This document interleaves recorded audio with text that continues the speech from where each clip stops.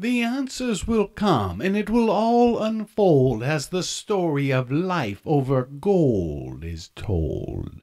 Now, if you'll just think of the American government like a regular home with a family, and the dad is spending every dime to buy his buddies all kinds of war toys so that they can plunder the resources from and terrorize the other neighbors on the street, all in the name of keeping the family safe. And yet Daddy doesn't seem to care one whit that the house is falling down upon itself, which of course is very much putting his family in harm's way. And Daddy not only doesn't seem to mind that the house is falling down, he smacks Mom upside the head every time she mentions that the house is getting too dangerous to live in. And perhaps worst of all, some of the kids think that Daddy can do no wrong. Of course, we've all known those children with that daddy complex, the my country right or wrong. How dare you question anything my country does? I will just keep my head good and buried in the sand. Well, isn't it just that sort of blind allegiance, lazy patriotism that the vultures count on? And, of course, the answer is yes, it is. The vultures who are picking the pockets of we the people of America to pay for their private wars for profit, and to go to other countries to take their resources, and to use the American people's military to do so no less. I just think you're out of your mind. You're crazy. And I think you are clueless, which is why you are here. There is no refuting that every president from Roosevelt to President Kennedy tried to warn the American people about these vultures who have wormed their way into the American government and who will not stop until they have robbed her of all of her treasure and stripped her bare of her sovereignty. Wow, you really think they're that bad? There is absolutely no way these greedy gold overlife vultures will stop until they are stopped. And we the people need to stop them before they go any further and do any more damage. They've had over 50 years now to wreak havoc with America and American sovereignty. Make no mistake, they're coming in for the kill. As they continue to break down unions, they continue to make you think your worst enemy is the teacher next door or the postman. Long live the 99% movement, and I do hope you're taking notes. I am. I'm taking very good notes. So where are we now? Are we getting kind of close to where I belong? Home? Where is the media? Well, it is very clear that ever since the assassination of President Kennedy, what passes for news does not serve the American people. It does not serve we the people. It is nothing more than fluff and stuff. But all said, while the media has clearly done a less than stellar job at informing we the people of America, we the people of America are still responsible for seeing to it that the laws are upheld and laws are followed. This is a do-it-yourself government and governance, as it is a democracy. You cannot just stand by and think that all will be well. You must interact with your government. The Founding Fathers gave to the American people the most magnificent thing, a democracy of, by, and for we the people. Think of it like a fantastic cruise ship, something that, most of the world can't imagine. Well, the beauty of this cruise ship was that you could go anywhere you desired, but you don't just get on board and go hang out in the lounge. No, a democracy requires the participation of all those on board to steer her. As a democratic nation, you must stand beside her and guide her. This to ensure that she does not run adrift or aground, and to see that she stays true to the course of ideals for which she aspires, and those ideals for which she was birthed. Yes, a democracy really requires all hands on deck, be it calm or stormy weather. And at no time should the people aboard her ever let their guard down as to the possibility that there might be pirates who would love to get on board and hijack her. America has been hijacked, and she is being looted and plundered as I speak. But it is as though people think as long as they still have TV in their room, all is well. And they are either drunk or deluded, for they think just because other passengers are being made to walk the plank, they will never be made to. Well, thankfully, those people in the Occupy Wall Street 99% movement are engaging, and they are ready to take the ship back from the pirates. And those people who are in the corridors, who are like, oh, what's going on here? Oh, dear me. What are these people doing? I mean, really, can't they just go and settle down, go back to your rooms? Please, please don't rock the boat. I have no idea where we've been. I have no idea where we're going, but your activity is making me uncomfortable. I'm so used to not having to think whatsoever. Please, please go back to your rooms and be quiet. Their lack of willingness to give a damn about their future and about their country is really quite overboard. And to that, one day, not too far in the future, if they do not participate and get engaged themselves, they will be screaming out for a life jacket, and none will be given, they won't be able to afford one, and they will drown right alongside democracy. There is always a tremendous price to be paid when people turn their backs on justice. And when it comes to justice, it seems there are three types of people. There is the one type that seems to be unable to help but be unjust and to create injustices. And then there is the other type of person who just can't seem to stand injustice. And then there is the third type of person that says, I don't care. It's not my problem. But what they fail to understand is that when they decide to sit on the sidelines of injustice, they often find themselves victims of injustice. The assassination of President Kennedy left many Americans feeling a lot less secure that the American government was indeed of, for, and by we, the American people. And it also confirmed what some had already suspected, that there was indeed a shadowy organization working behind the scenes, one so evil that it would stop at nothing to get its way, and so powerful to be able to pull off nearly anything that it wanted. And can there be any doubt but what that same organization that took out President John F. Kennedy is the same one that took out Martin Luther King and Robert Kennedy, in addition to countless other leaders of we the people around the world. Has anybody here seen my old friend John? Proud of our ancient heritage and unwilling to witness or permit where he's gone. the slow undoing of those human rights He freed a lot of to people, which this nation has always but been it committed seems a good day. and to which we are committed today I at just home looked around and around the world. and he's gone.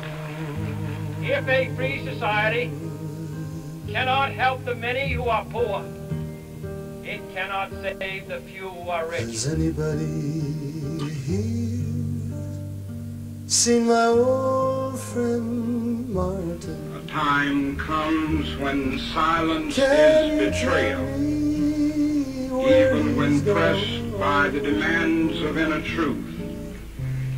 He Men do freed not a lot of easily assume the task of opposing their government's policy against all the apathy of I conformist just folk. looked around.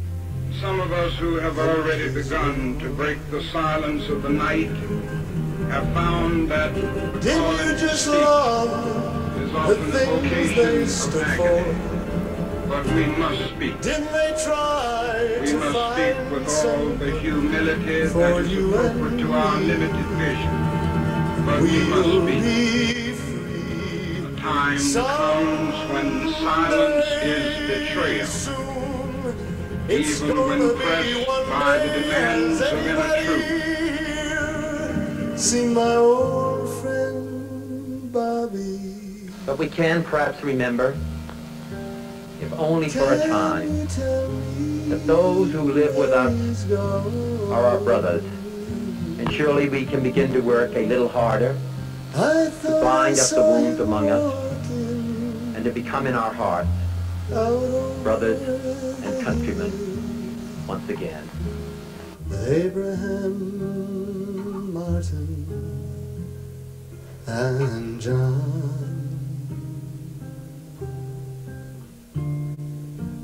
With Abraham, Martin, and John.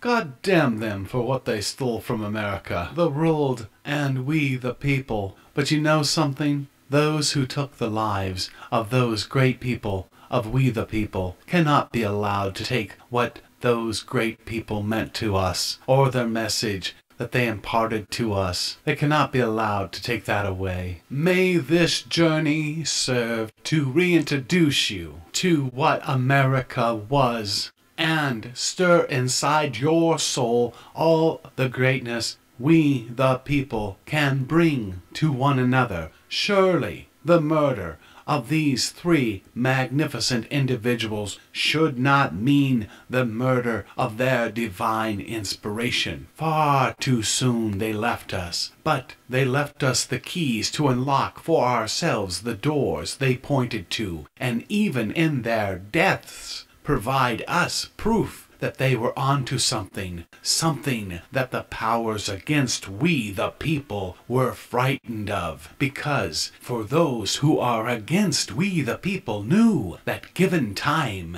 these great men with us involved would have created a paradigm shift from gold over life to life over gold. We were getting there. And these three men gave us all they could give, and we, the people, dropped the ball. Look at where we are now. But what these great men of we, the people, were all about is not lost on me. And since that is the case, may I shake your conscience and remind you of, or introduce you to not just what America, but all the world could be if we, the people, would take over the reins of righteousness, equality, justice, and steer a course for future generations where the world is free of vultures and life will be more valued than gold. Well, if you don't mind me saying so,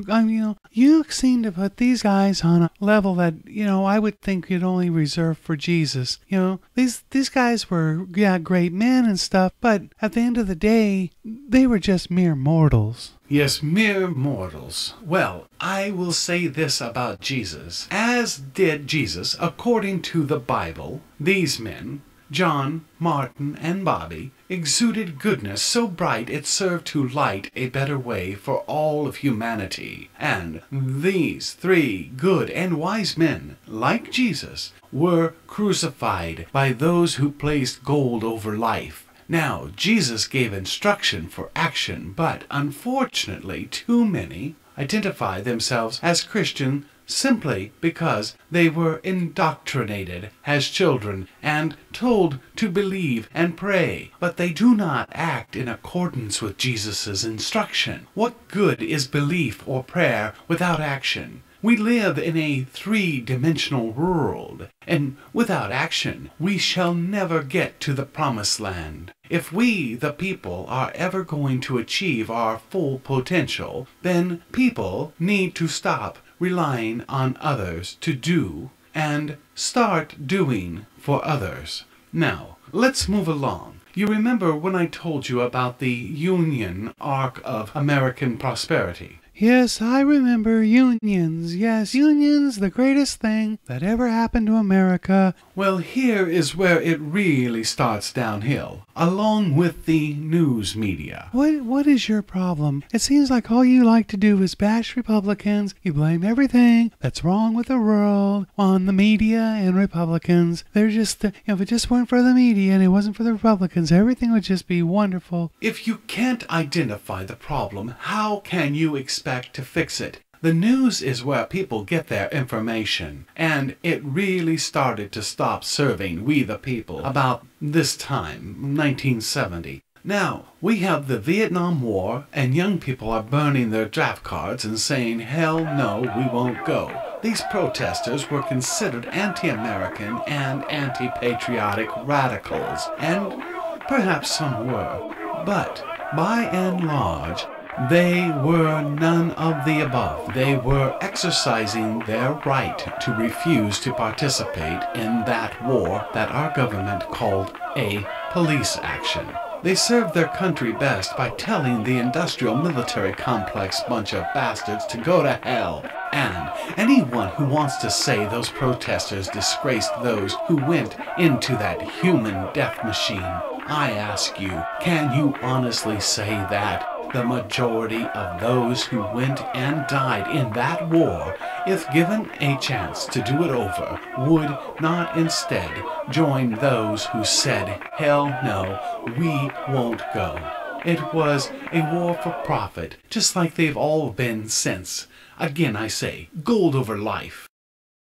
As a reporter, can you tell me any reason why these police felt that it was okay to beat and arrest these protesters for doing the most patriotic act that they could possibly do? Yeah, no, that does seem wrong. It's something to me that so many people are so hung up on the Second Amendment right when no one knows about the First, and it is the First Amendment to the Constitution for a reason. And that First Amendment says that it is not only every American's right, but it is their duty to petition their government if they feel that their government is doing something wrong. It is certainly the most patriotic act that an American can do. And so this begs the question, do you suppose the police know this? I mean, really, do they have no concept of the American Constitution? Don't they take an oath to protect and serve? Because too many times when it comes to peaceful protest, one has to wonder who they are protecting and serving, because often it seems it is certainly not we the people. Yes, I can see what you mean. It does seem wrong to beat up people for protesting, but, police are just trying to protect property and innocent people from getting hurt. Oh, I see. So in most cases, they just get out ahead of the problems, and as a result, they inadvertently create the problems. The fact of the matter is, according to the First Amendment to our American Constitution, law enforcement has no authority to beat and arrest protesters who are not causing harm. But they do it all the time. Who is their boss? Do they not all understand their responsibility where protests are concerned? It is clear that some do, but others do not. In the 60s, protesters viewed police as people who cared not for the rule of law, but instead either were paid bullies or just little soldiers for the business class, or both. Perhaps the protesters knew that not all police were bad, just police in general, hence the word pig. Well, maybe pig really stands for protesters in general. Yes, maybe through the lens of the media bias, you may see it that way. And sure, there are almost always those protesters that for whatever reason push things too far. But as a person in the media, you should know damn good and well that there can be 1,000 protesters, and just 10 of them are, well, let's just say, troublemakers. They are the ones who get the spotlight. And sometimes for days. And while that may draw viewers, it also skews the viewer's perception of what is the entire reality. Additionally, In an attempt to draw viewers, the local news networks create a hero versus villain narrative or tension, and the media blatantly encourages the police to get aggressive and physically engage with the protesters. Because, of course, as they say, if it bleeds, it leads. You and everyone in your profession, and I do use that word loosely, for it bears little resemblance to the reputable institution it once was, but I digress. You and your cohorts know all of this is journalism at its worst, but you don't care, because for you, just like it is for many of the police, it is just a job. But know this. When you undermine and marginalize these movements of the people,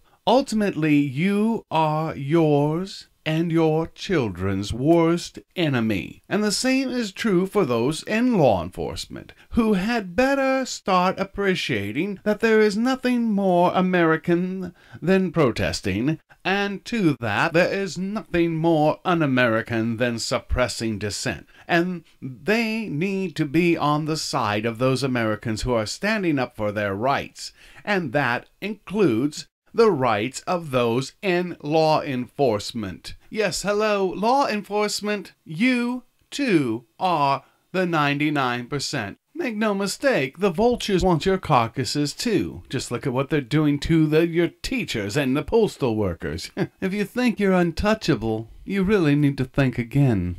And you've got to make it stop, and you've got to indicate to the people who run it, to the people who own it, that unless you're free, the machine will be prevented from working at all.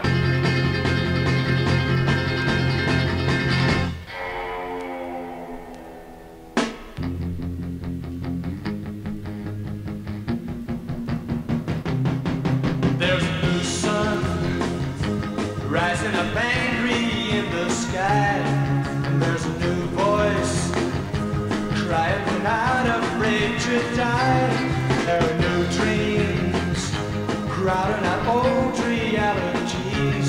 There's revolution sweeping in like a fresh new breeze.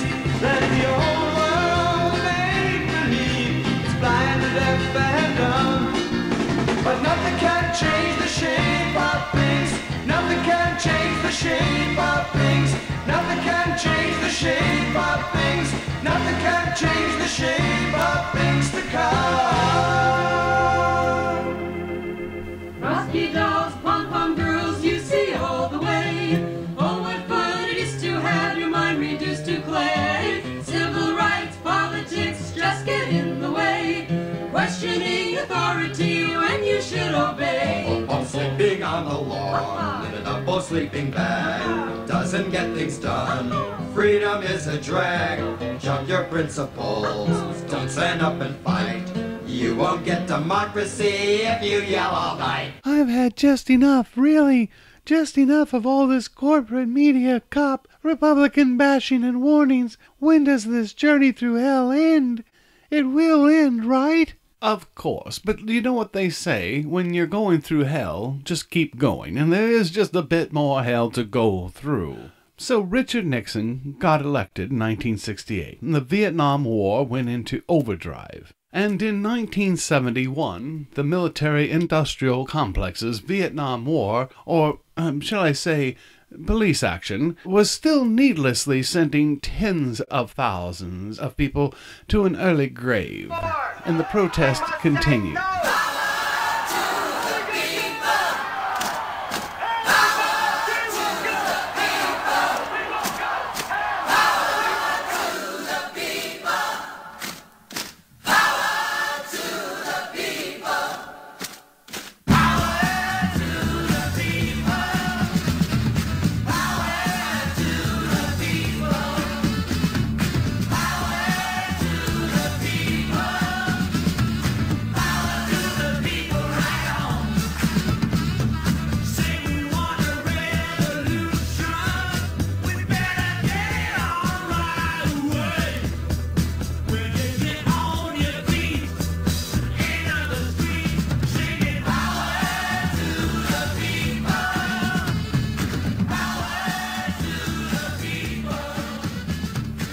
Yes, power to the people who have a conscience that will not allow them to just sit idly by and give passive permission to man's inhumanity to humanity. And power to John Lennon, another man of We the People, who asked us to imagine what the world could be like if we could throw off the chains of all that divides us, and if we could create a world of justice and liberty for all instead of just a few. Yes, you could say he was a dreamer, but many considered him to be a radical, just like many considered Jesus Christ, Mahatma Gandhi, and Martin Luther King Jr., and people who protest in the street to be radicals.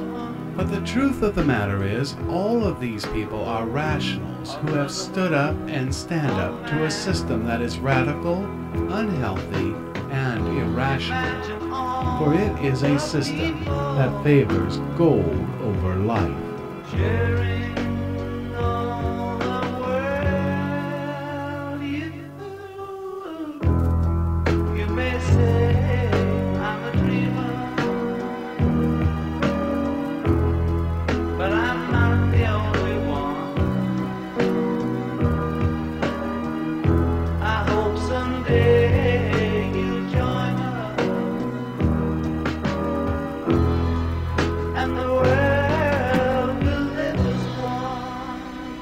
We are now at a point where we must go beyond imagining. The simple truth is, our survival is contingent upon a paradigm shift whereby a person's value is measured by what they give, not by what they acquire. We are doomed if we continue on the road we are on, where one person lives in a home with 100 empty rooms, while the streets are littered with people, with no way to change their lives. And what world could be more uncivilized than one where a person has enough wealth to last them for 1,000 lifetimes if they were to never earn another dime, while half the world lives in a constant state of hunger or starvation? We have always wrongfully accepted that just because you're born into wealth and you've had everything handed to you, that you shall have more. This is no longer going to be tolerated. The people of the 99% movement are making this very clear. The 99% movement is an evolution of humankind. So it should be clear that the days of those holding the gold, being able to control all things of life, are coming to an end. Well, I guess that sounds good. Some sort of a socialist fantasy, I guess, where no matter if a person can pull their own weight or not, they'll still get fed and they'll still have a bed to sleep in. There is always going to be a small segment of any society that, for whatever reason, either cannot or will not contribute. But contrary to the Republican talking points, the vast majority of people identify with and are defined by their work, and they long to be contributing members of society. These same vast majority also appreciate a level playing field whereby they are rewarded, and that the rewards do not just go to a handful of vultures at the very top. It is fascism, pure and simple. Over the last 40 years, the Republicans, the vultures' tools, have ceaselessly filled Americans' heads full of lies. In fact, if lies were flies, you could not see their faces when they speak. Take entitlements, for example. The Republicans have tried to convince people they're handouts. No, they're called entitlements because we the people are entitled to them. See how they twist and lie? They are paid propagandists, and they are masters at distorting reality. And they have succeeded at getting many Americans to accept their perverted ideology, or should I say, lideology. Yes, the Conservative Party, the family values, the compassion, the ones that are all Christian. But as Christians, you would think that they would know when they are being led by the propaganda, when they're being told over and over that their problems are the immigrants or the homeless, all those who are less fortunate than them. They're the reason why their lives are going to pieces.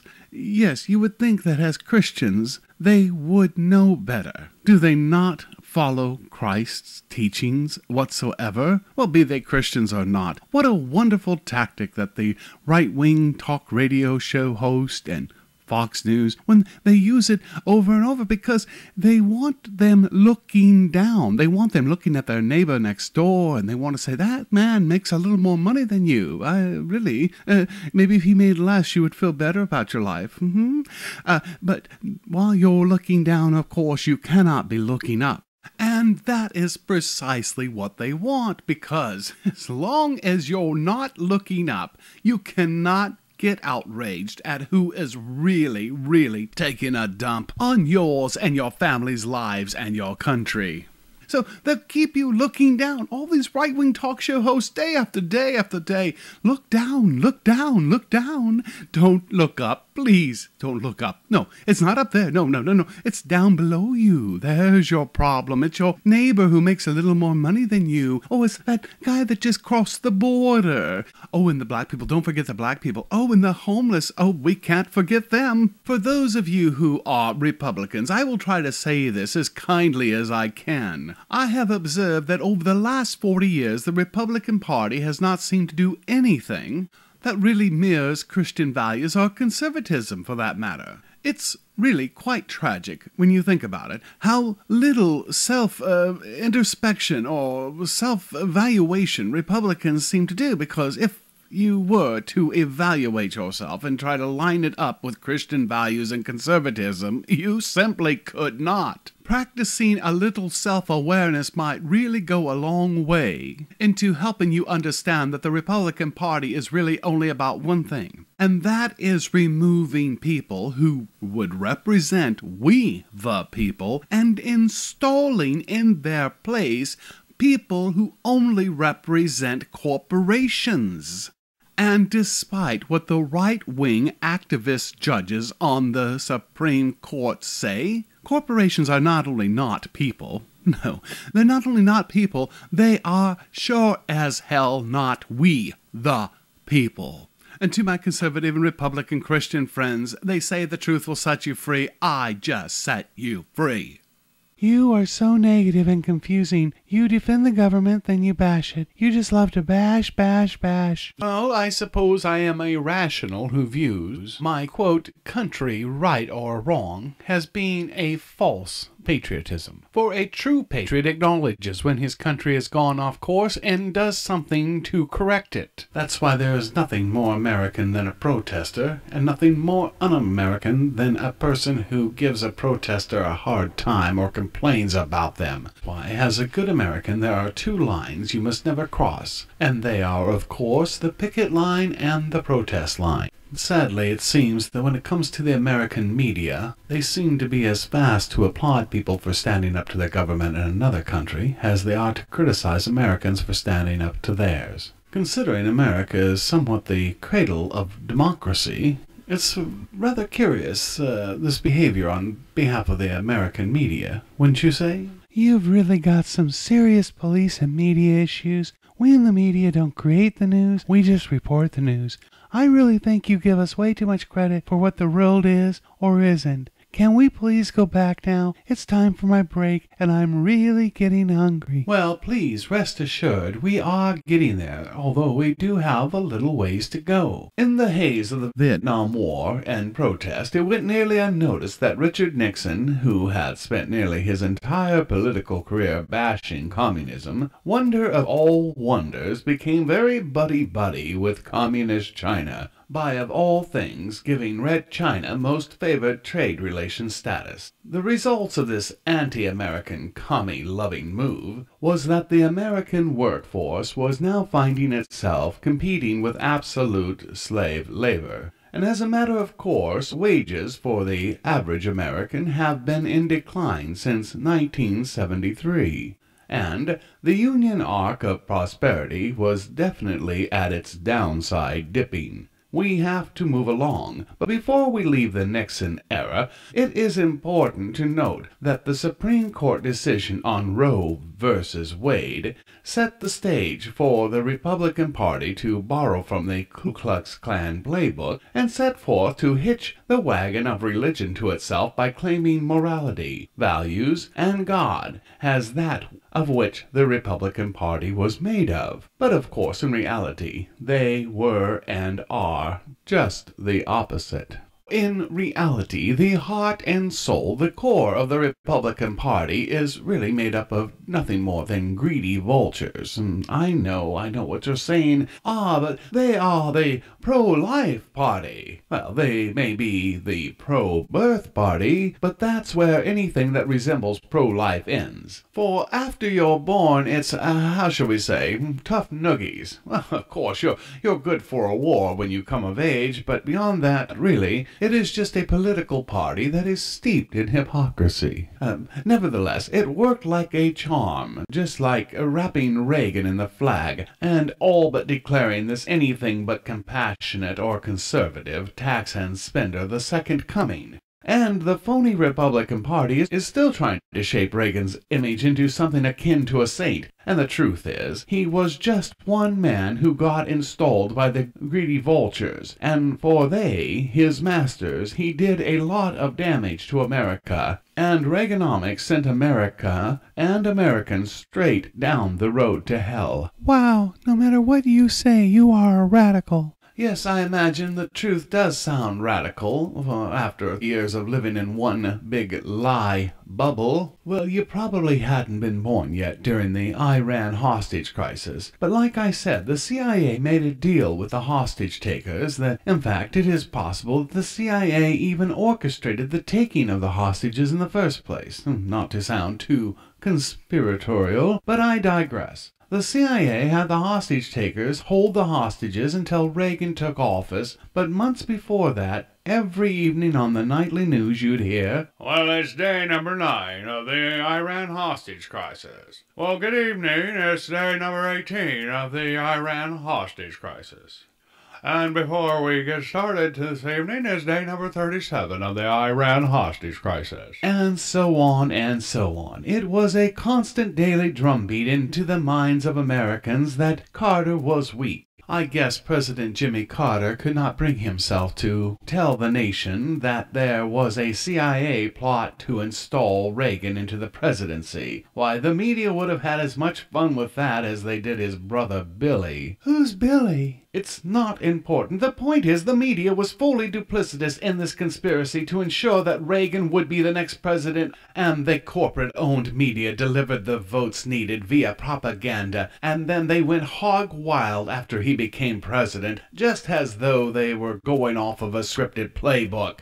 Yes, the so-called liberal media, serving it up on a silver platter for the corporate agenda. By the way, I noticed that for the W, the media neglected to do the daily countdown on the capturing of Osama bin Laden. It's just so obvious, Spirit, that you, and whatever is making me go through this journalist hell, you also have your own agenda. You have your own socialist propaganda playbook, don't you? Well, that's a righteous observation, and you're right. You speak the truth, but so do I. And all that matters, by the time this journey ends, is that you will know why we the people in the Occupy Wall Street 99% movement are protesting. For even if some of them cannot fully explain what they know is deadly wrong with the way things are, and aren't exactly sure how to fix it. So, now, let's get back on track. Thanks to the CIA and the nightly news, Reagan becomes President Reagan, and thus begins supply-side trickle-down voodoo economics, breaking unions, closing down mental hospitals, and the beginning of the dismantling of all the social programs that made America great, while at the same time running up America's debt through the roof. In fact, 3 times higher than all other presidents before him combined, and all in the name of ending the Cold War, which was already dead and dying, and being fiscally conservative.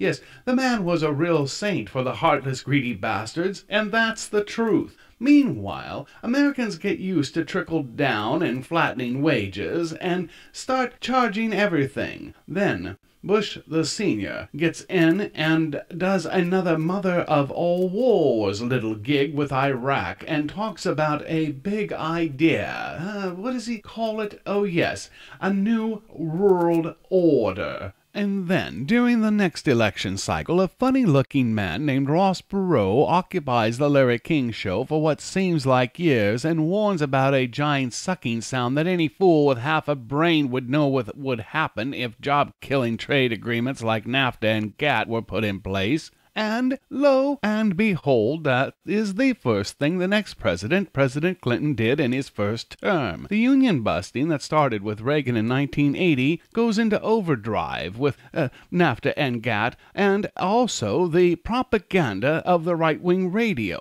In the early 90s, unions like good-paying American jobs in manufacturing and construction are disappearing faster than you can say war on the middle class. And then Clinton goes and undoes the Glass-Steagall Act on his way out of office, thereby pulling out all the safety pins on the banking industry. And President Clinton, never lacking in audacity, puts out this little book he calls Back to Work. Well, he should have called it Back to Work for a lot less because I screwed America over by signing NAFTA and GATT into law, and therefore I sent American jobs over to slave-wage countries in order to please my corporate masters. Well, now, President Clinton, he's a Democrat. Now you're bashing one of your own. You're just a bashing fool. Anyone who sells out America is not one of my own. This isn't a football game. What these people do or do not do changes reality for hundreds of millions, even billions of people's futures. So, when they sell out the future of the 99% to make the super rich even richer, well, they have at the very least earned a good tongue-lashing, or as you say, bashing, and Clinton can stick his little book where the sun doesn't shine. Well, maybe you're not as radical as I thought after all. As I told you, I'm rational. Radical is the Supreme Court inserting themselves into the 2000 presidential election and selecting Bush the W, as they did so with no regard to the American Constitution, and then W seemingly, well, let's just say, allowing a major attack to happen, and then Congress giving him a blank check to go to war against a country that had nothing to do with it. This by W's own admission. And radical is the right wing's agenda to destroy the middle class by destroying unions, and the depletion of nearly all the world's ocean fisheries over the next 40 years. Yes, and radical is the notion that you can get reliable intelligence by using torture. And radical are drug policies that take away we the people's rights while at the same time costing us fortunes and needlessly killing hundreds of thousands of people every year. Yes, radical is the assertion that climate change is not caused by humans, and not holding the wealthy criminals to account. Radical is ignoring human overpopulation and prostitution laws that victimize millions of women. And, of course, radical is ever voting for Republican, and radical is investing more of oneself into a ball game than their children's future. And radical is putting profit before people and planet. Radical is putting gold over life. I am rational. All right, Will, you really do make some really good points, but your 9/11 conspiracy, that whole thing, that's crazy. Well, by now, anyone who doesn't know that 9/11 was an inside job does not want to know. All right, okay, so it was just another false flag CIA operation. Look, false flags have been used by governments since time immemorial, and covert CIA operations have been going on for decades. Who knows how many were in the 80s alone? The Iran-Contra sneak war comes to mind. But some of these CIA guys are the nastiest vultures on the face of the earth, and they would be honored to be recognized as such. And to the 9/11 operation, there is an abundance of irrefutable evidence proving that it was indeed an inside job, all the way down to the placing of one of the supposed hijackers' passports into the dust and rubble of those demolished buildings. Come on, anyone on the face of the earth who believes that a passport would survive that explosion and fiery inferno is not playing with the full deck, or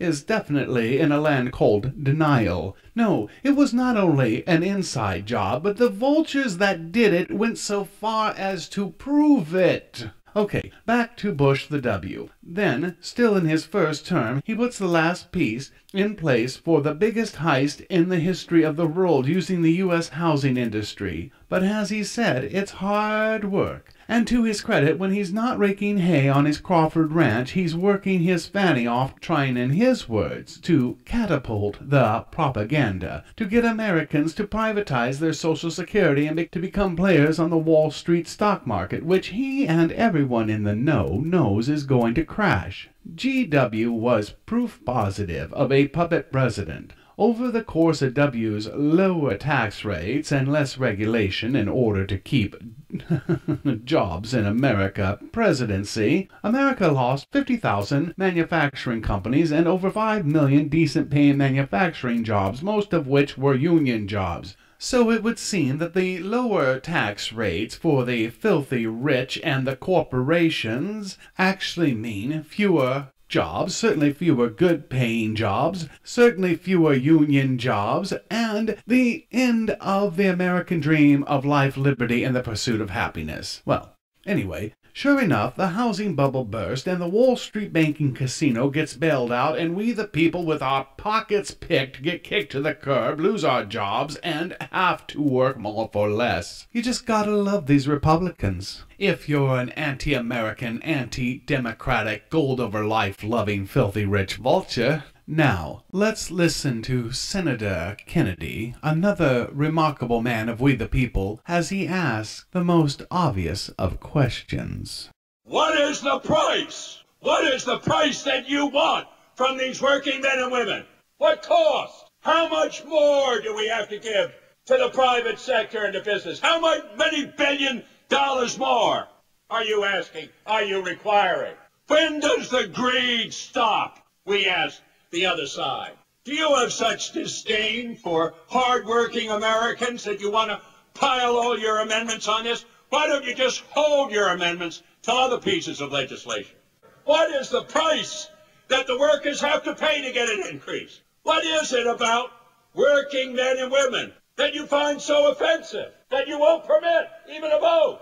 Oh, magnificent servant of we the people, don't be so hard on the Republicans. After all, they are only doing their master's bidding. And to your question, where does the greed stop? It stops when we the people stop it.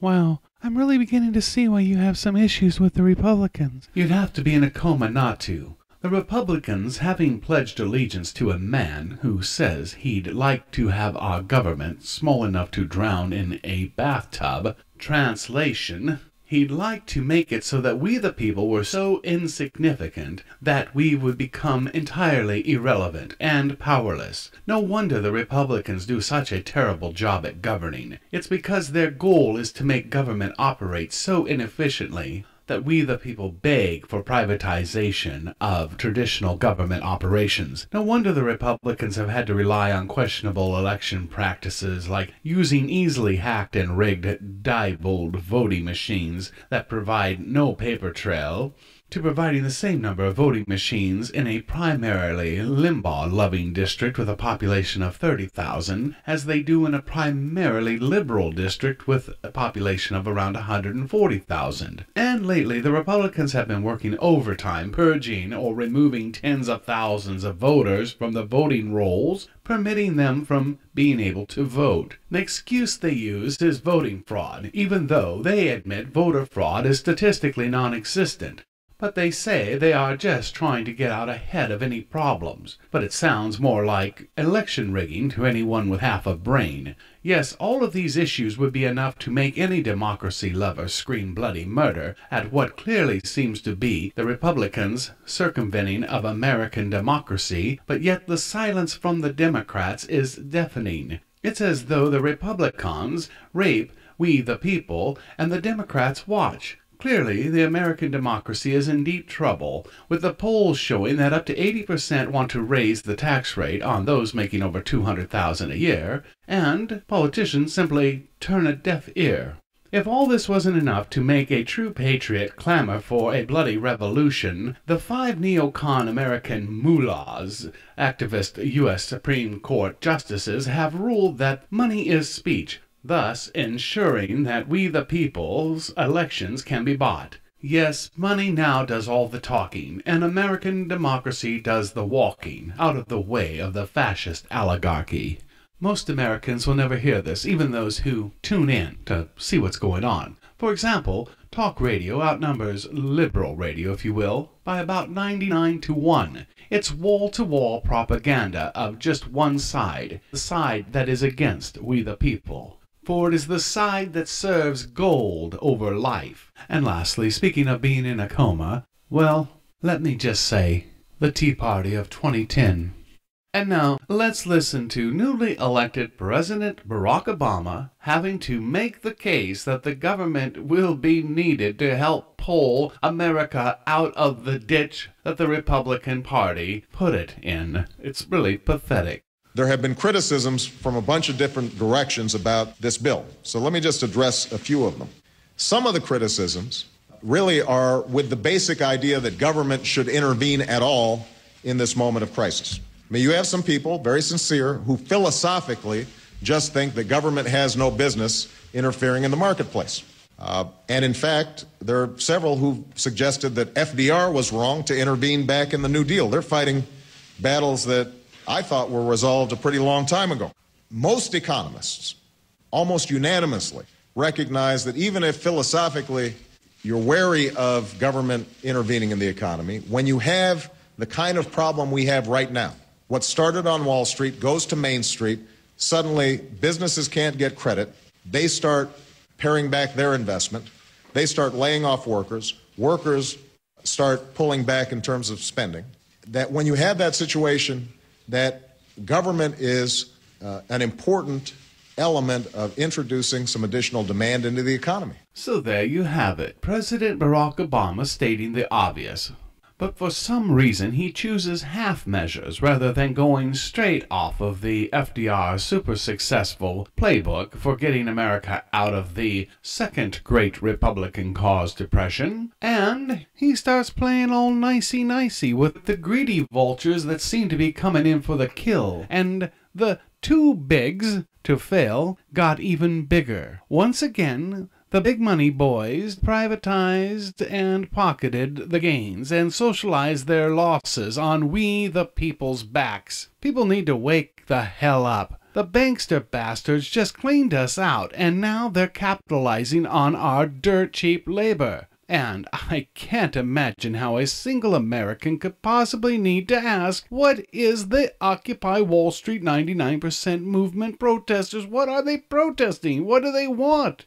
The 99% Occupy Wall Street protesters want the bastards that got us into this mess to rot in jail. And we want accountability in our government, and we want accountability in our media, and we want a fair playing field, and we want our futures back. So, please, Mr. and Mrs. Reporter, keep in mind that when you ask a 99% movement protester why they are protesting, if they can't always articulate a perfect soundbite answer, it is for two reasons. Number one, there are so many things wrong. There's so many reasons to protest. It's, your mind just swims trying to pull one reason out of 1,000. The second is because they're in shock that you need to ask the question in the first place. All right, I really think I understand now. You've made some very good points. It makes a lot of sense to me, and I really am serious. I really have a lot better understanding. So can I go back now? Get to go back. Are we back now? Please spare just a little more patience. You are nearly there. For the spirit of America, I will conclude by saying we are the United States of America, and we face a very real enemy. And that enemy is corrupting greed. It is a cancer on all the life of the world. If we do not start uniting like Americans, as we did in the Second World War, and as all those have in unions gone before, we will fall. Just like President Lincoln said, a house divided shall not stand. Lincoln also said, no enemy from outside America shall ever destroy America. Only an enemy who has penetrated the American government will be able to destroy America. And today, we see the enemy has got a good toehold in the American government. These enemies of America are setting about to destroy America and strip her of all of her sovereignty through privatization of all things. American apathy, complacency, and ignorance is aiding these enemies. The time is now for we the people, Americans, to come to the aid of America. Solidarity, and we the people standing for people over profit, life over gold, is what the Occupy Wall Street 99% movement is about. Who can demand justice? Just us. And what we want is a world where life can thrive and money serves the people. And not the other way around, where people are slaves to money, rather they be mega-billionaires or the penniless. We the people are now at a point where we have a choice to make. This is a reality. This is not a movie. This we are given is a do-it-yourself government. We need to realize this now, once and for all, or turn our back on liberty and say, go ahead, enslave me and my children and their children. Go ahead, I give you my mind, body, and soul. Make no mistake, this is what the greedy gluttons and the vultures are coming for. This is what they want. They want everything. Yes, it is clearly time that people engage and unite and occupy everywhere. This may well be the last opportunity to have a chance at taking on the greed that destroys more life every single day. This may be the people's last opportunity to achieve a world where life is over gold. I'm back. I can't believe it. I'm back. I made it back. Well, not quite. You see, you're still just a few minutes away from the present. Well, let's just say I've already had my present and call it good and say I'm back, all right? I mean, present. Well, just chill out. You're just minutes away from being back in real time. Hey, can everybody there hear me? You're good. We hear you. All right, great. Well, before I get going and start talking here, I just wanted to give a plug to a great new Power to the People website called Hub of Liberty. hubofliberty.org. And just as the name suggests, it is a hub where the Occupy Wall Street 99%ers can go for almost anything. It is an incredible resource for connecting to resources and a great way for people to quickly tap into all things Occupy Wall Street related. Not only is it the yellow pages of this movement of the people, it has the potential to keep all 99%ers on the same page, which, since the success of any movement depends greatly on being organized, the Hub of Liberty is invaluable. Well, now, I could go on and on about this incredible website, but for the sake of time, I'm just going to tell you, please go to hubofliberty.org. Now, despite what seems to be popular notion, the Occupy Wall Street movement is not a leaderless movement. It is, in fact, an all-leaders movement. Therefore, I may only speak for myself when I encourage anyone in the Occupy Wall Street movement to abandon pursuing a revolution. The reason I say this is revolutions are really just so 2 centuries ago. For in the world we live in today, I believe it would be futile to take on the machine head on and attempt to overthrow it. It's just too heavy a lift. The more expeditious, logical, and civilized way to our new world order is to push our way into the system while simultaneously pushing the wealth appeasers and the people oppressors out of the system. We must transform the system from within to one that serves all life. We don't have the time to waste on a lot of protests that, well, let's just face it, the media is only going to use against us. We need to be using our time and energy to help the 99%ers of the Occupy Wall Street movement to occupy every political office that there is, from dog catcher on up.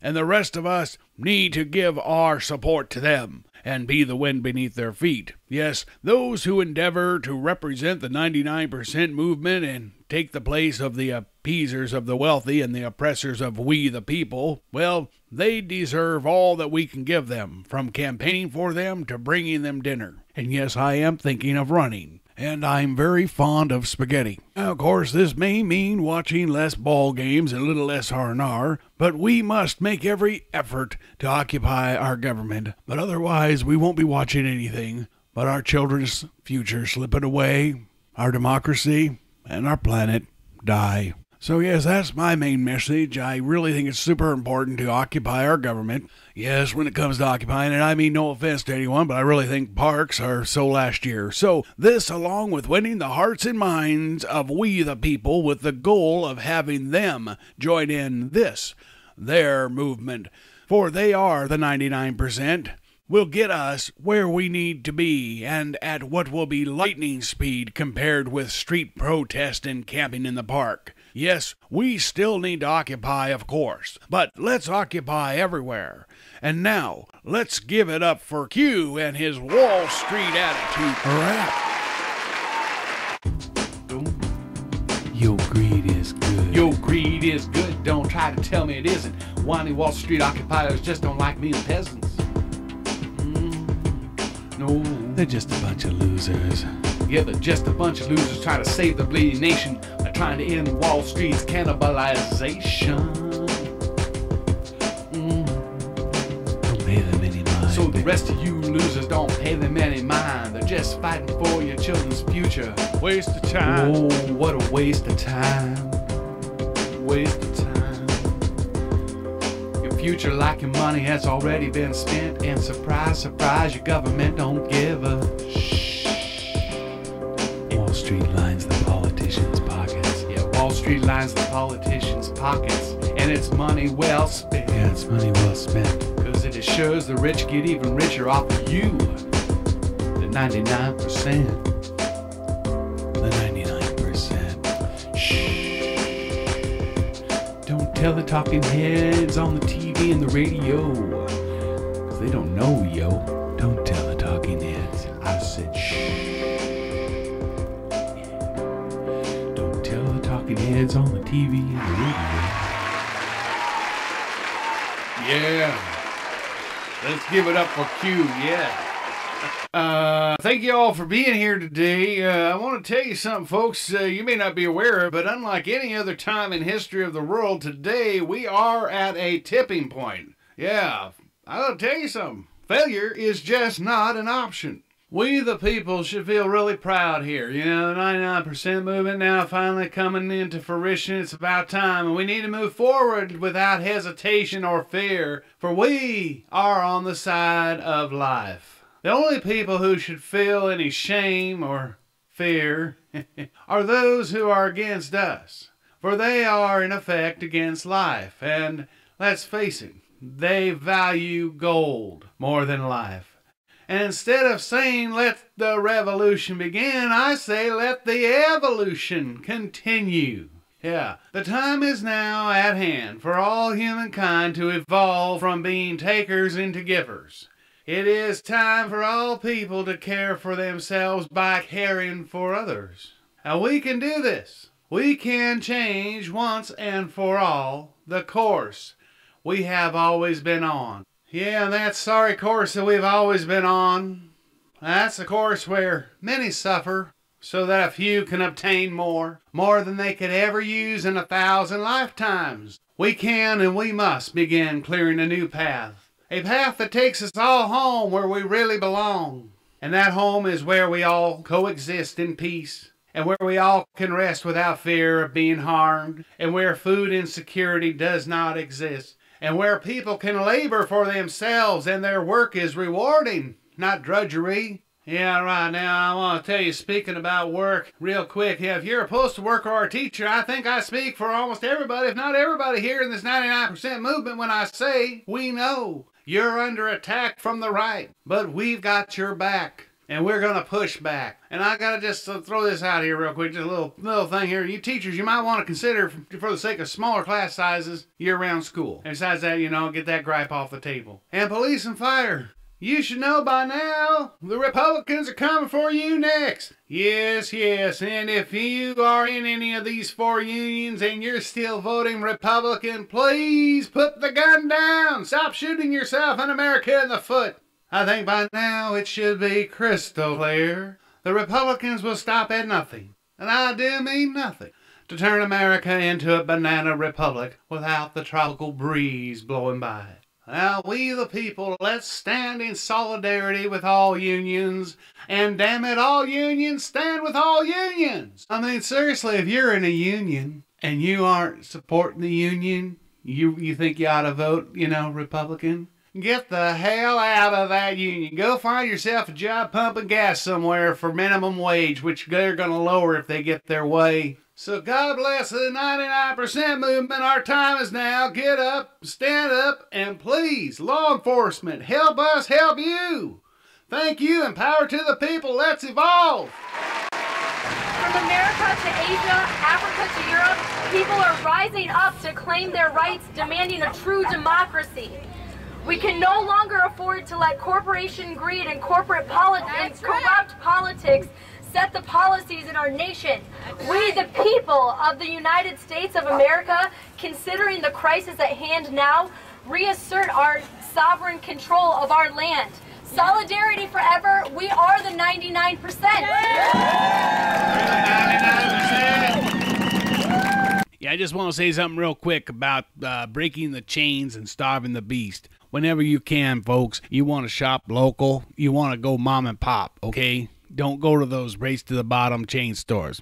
That ain't happening no more. And when you're in these, anywhere you go shopping, you always want to make sure that you consider the hidden cost, what we call the externalities. If you see something made in communist China for $1 and you see something made in America for $1.50, believe me, that product made for $1.50 in America is going to be your best bet when you factor in the externalities. You're going to keep the money here in America, you keep it in your local community, and you also might be able to keep your neighbor's job. That's huge. Factor that in. Lastly, BAM stand. B-A-M. Buy American made. Take a stand. What we call a BAM stand. Whenever you go someplace, whatever you're looking for, if they don't have it made in America, you make sure you make a BAM stand. You go up and talk to the manager or somebody there at that store and say, I would have bought this product, but it's not made in America. You get that product in here made in America, I'll buy it. That's a BAM stand. Okay, folks, that's all I want to say. Just starve the beast, break the chains, and buy American, shop local, and always take the BAM stand. Thank you. All right. Well, I have just been informed that I am going to be the second to last speaker. Okay? And now my friend over here, Mr. Hirsch, he was good enough to talk to the law enforcement. I got just a little something I'd like to say to the media, if they're listening. Hello? Yo, way over there, on the street corner. Yeah. What the hell you doing? I digress, okay? I swore. I promised I would not let my blood pressure get up on this one, okay? So, anyway, I want to say, first of all, you in the media, okay? If you all want to know the who, what, and why of the Occupy 99% movement, just open your eyes. read the protest signs, and instead of walking around us and commenting on us like we're some kind of new zoo animals that just were added to the zoo, I mean, really, why don't you just sit and listen to what is being said at these rally speeches? It seems that true professional adult journalism has been replaced by what amounts to nothing more than lip service journalism by, quote, reporters and, quote, news anchors who, on the whole, seem to be somewhere between junior high and romper room in their maturity level, okay? I'm just saying it like it is. This is the damn sad state of affairs of our journalism and our reporting and our media, corporate-owned media in this country. Okay, it makes me sick because they're duplicit and they're letting this whole thing, this whole go to dogs. All right. Okay, I know. I said I wouldn't get. Okay, I'm going to calm down. Anyway, I also want to make this brief. Like I said, I'm not going to go on about this, but the news media, and I honestly doubt, for what it's worth, that they even have a clue as to what I'm saying. I bet they have no clue that any of us are even, talking over here. They're still sitting around going, I wonder what they want. I wonder what they want. What do they want? You know what? They're blocking traffic.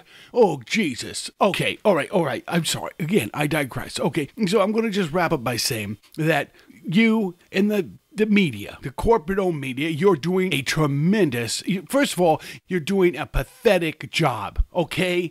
You call yourself professionals? Give me a break, okay? So you're doing a pathetic job and a tremendous disservice to the community you serve. You're all living in a fantasy world that won't even allow you to give a damn about your own children's future. You're a bunch of clowns. Okay, so all that said, I would just come back and on bended knee, I would say to the media, the corporate-owned media, at the very least, could you do we the people and this community for which you serve a little favor and just give the Occupy Wall Street 99% movement just a fraction of the unconditional love that you gave to the 1% Tea Party? Thank you.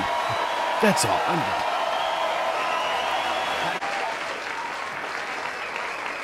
Thank you all for being here and lending your ears to hear what your fellow occupiers wanted to share with you.